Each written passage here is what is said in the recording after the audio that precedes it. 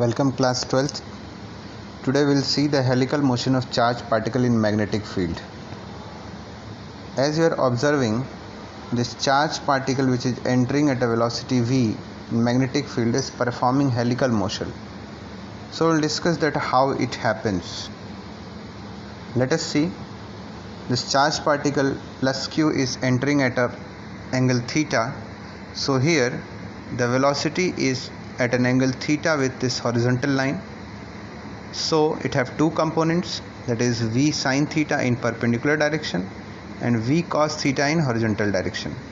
तो जो perpendicular component है उसकी वजह से जो मैग्नेटिक फोर्स अप्लाई होगा, चार्ज पार्टिकल का मोशन सर्कुलर होगा, लेकिन जो v पैरेलल है यानी v cos थीटा है, इसकी वजह से जो चार्ज पार्टिकल है वो हॉरिजॉन्टल मोशन करना शुरू करेगा. तो एक बॉल इमेजिन करते हैं जो सर्कुलर मोशन भी कर रही हो और हॉरिजॉन्टल मोशन भी कर रही हो. तो अगर कर्सर को ध्यान से देखें तो ये सर्कुलर मोशन भी कर रहा है और हॉरिजॉन्टल मतलब पैरेलल कंपोनेंट की वजह से आगे की तरफ बढ़ता जा रहा है. तो इस तरह के मोशन को हम लोग कहते हैं helical motion.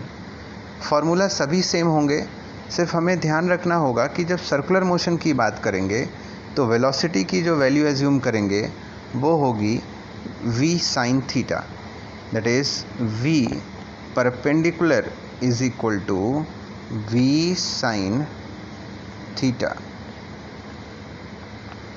and for v parallel we will take as v cos theta. This is a necessary thing that we have to assume in case of helical motion.